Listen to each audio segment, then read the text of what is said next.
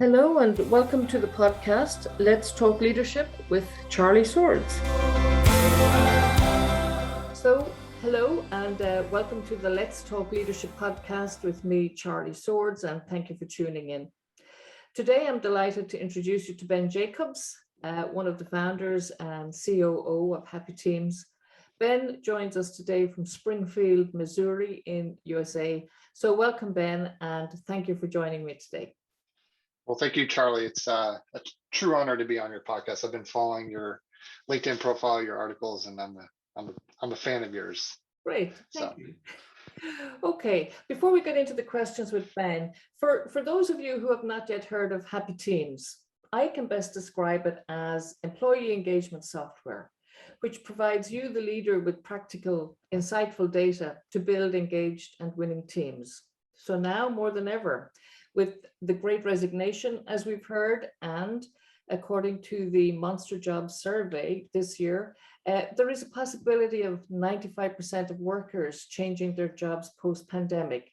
So the leadership challenges are significant when it comes to not only engaging employees, but equally importantly to retaining them.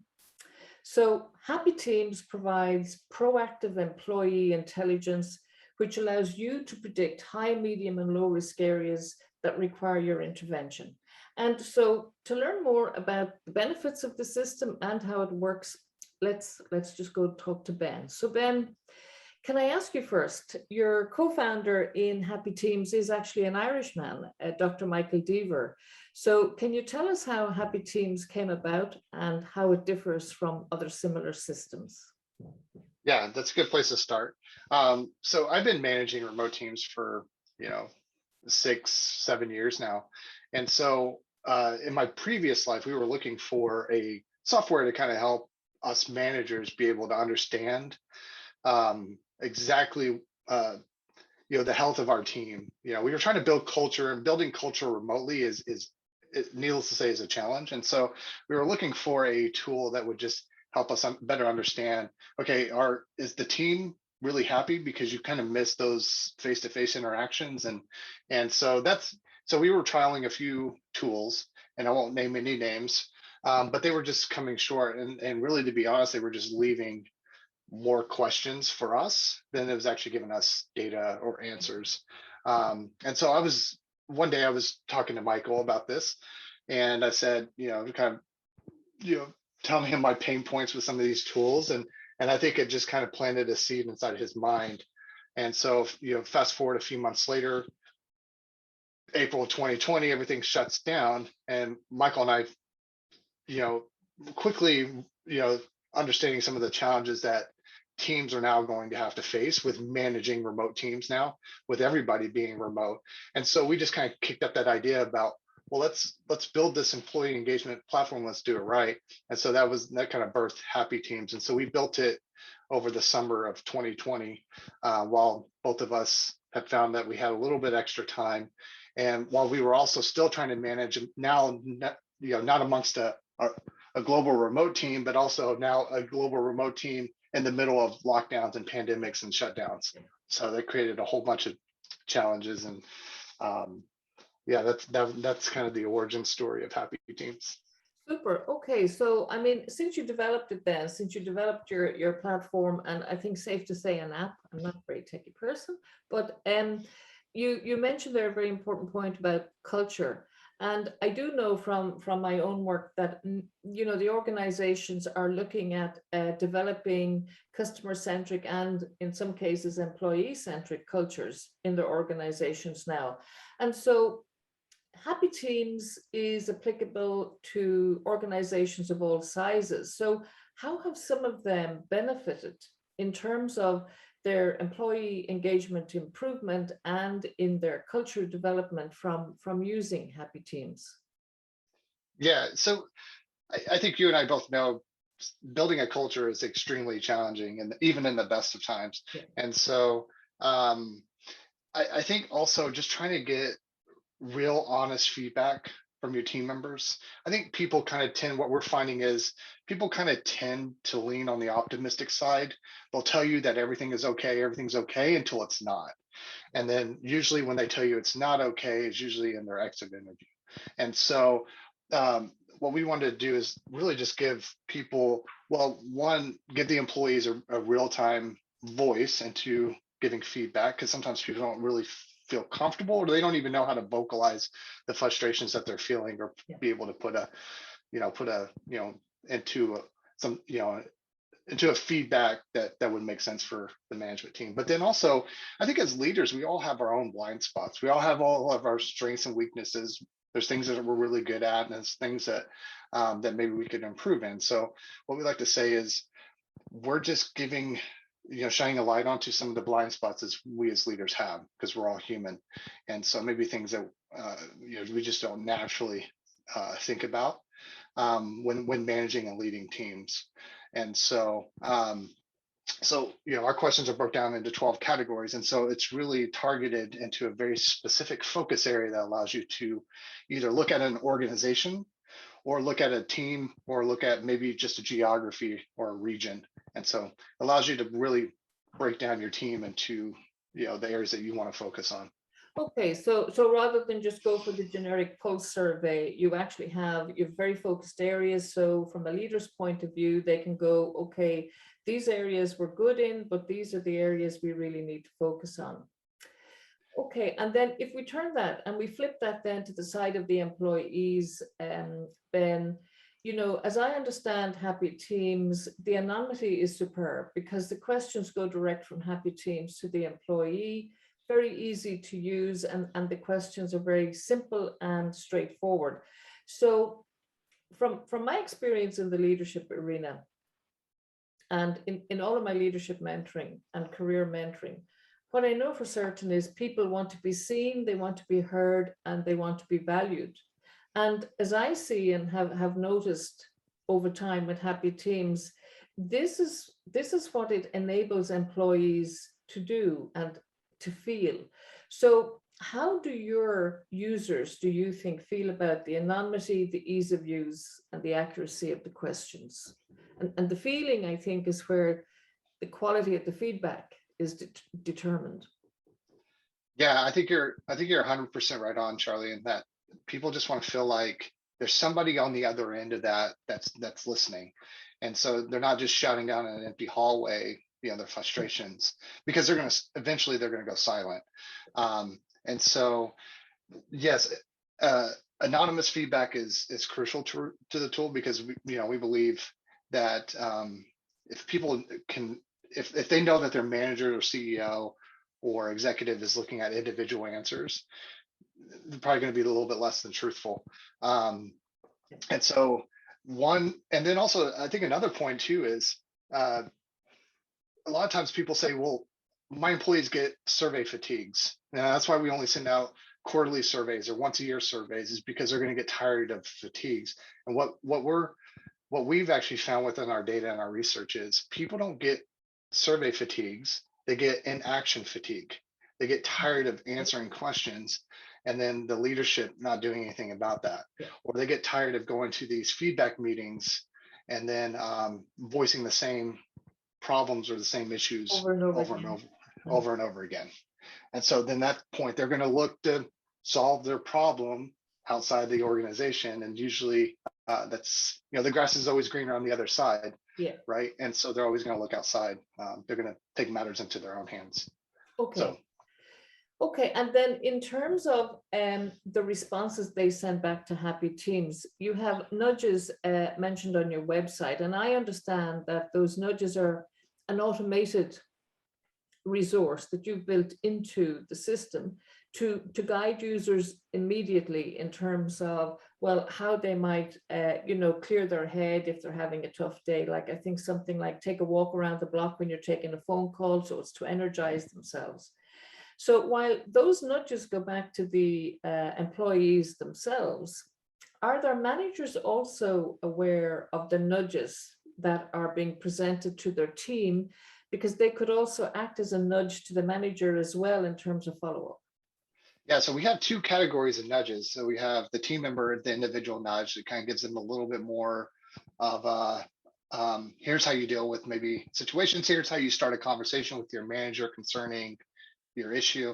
But then we also have manager level nudges saying, those are taken straight from their team scores, and we send those out to the leaders of those teams, saying, okay, your team is feeling a little frustrated in this particular area. Here's a very quick action item that you can do.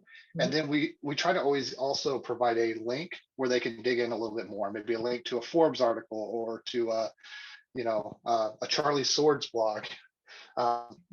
It's something that they maybe or a Harvard also Business Review or yeah. yeah. So yeah, something where they can dive in a little bit deeper. So we want it, we don't want it to be super overwhelming where it's going to be, here's an 8-hour business training course that you're going to have to block off a full day to do. We want it to actually be very simple, very impactful, because we believe that micro actions, over a longer length of time actually provide better improvement than just these overall sweeping organizational or cultural changes that people try to push. Great. Okay. Then if we look at it then from the manager or the leader's perspective, and when you're kind of introducing something new, that the question that comes to mind predominantly for them is, what's in it for me? And to answer that question then, what would you say are the top 3 benefits the managers and the leaders and the business owners will get from having Happy Teams? I think the first benefit, and I believe this takes a little bit of responsibility back onto the leader, the manager, is we want Happy Teams to be a conversation starter with you and your team. And so we want to give you the information, then that way you can then begin to share that information with your team and then have that conversation, because it kind of goes back to if you want to know how your employees are feeling, just ask them. And so we give you some very targeted things that you can begin to start having that conversation with your team. So that's one benefit. The 2 is, we talked about this a little bit before, but just giving that voice to the individual team member to, vocalize or put into a very objective data set on how the team is feeling. And so I think we surfaced to the top, the areas that you need to focus on, as well as setting some benchmarks for you to be able to achieve, as well as then, some action items. And so that kind of answers the question when we were looking at other survey tools. It's kind of like, okay, I'm a 70. My score is a 70. Is that good? Is that bad? How do I improve it? What do I do? Because if that's an area that I need to improve in, maybe I don't have the tools to be able to address that. So we also give the manager tools. And then I think on another level is we've all been stuck on Happy Teams. We've all been, we've all been bad managers ourselves at one point or another. So we just want to be able to, our philosophy is life's too short to be stuck in a dead end job or, a bad job. And so, and our philosophy too is employees don't quit jobs, they quit managers. And so we just want to equip that manager, and then, it's kind of, build that relationship between better managers and team members. And so that's our goal as well as an organization. As you said, Ben, we've all been there, and basically I guess what we'd like people is not to have to recreate the wheel or to redo what we did, so kind of learn from our experience and 100%. Okay. And you mentioned it earlier that Happy Teams can help organizations with their culture. So have any of your users and your clients to date, have they been able to take the Happy Teams feedback and kind of guide it up to the global leadership team with the view to helping to formulate culture change policies or practices? Is there any evidence of that in your case studies or your users? Yeah, we have one specific case study that's very interesting. Is there was a this is public, so I'm going to use names. So there was an organization called Containers, and they had developed this really cool piece of technology, and then they were acquired by a much larger Descartes, which is a conglomerate software company. And so they installed Happy Teams because they knew that merger and acquisition was not going well. And so it was actually the head of containers, the company being acquired, that was really concerned about his team and just the morale post merger. And so they installed Happy Teams, and he was able to take the data, present it up the ladder to the bigger Descartes, and then their head of HR then began to start making changes or policies and to help. And I think a lot of theirs was adding a little bit of additional benefits, maybe increasing pay. And I think they started a new once a week kind of feedback meeting where they could basically, the containers would then have, there's be someone at the senior level in that meeting, and they can have a really honest and pointed conversation about how to improve and how to, because merger and acquisitions are never easy, especially if you're on the other side of. Yeah, well, I think in both parties or how whatever number of parties are merging, the question I think uppermost in the employee's mind is what's going to happen to me and my job. Yeah. So yeah, to have that feedback mechanism, that's great. And then if we take that from organization level then down to individual leadership level, have any individual leaders found that the feedback in the Happy Teams dashboard has helped them to actually change their leadership style or their own leadership practice? Yeah. I think another practical example is we had an individual leader who was managing a remote team. He was based in London. His team was in Spain.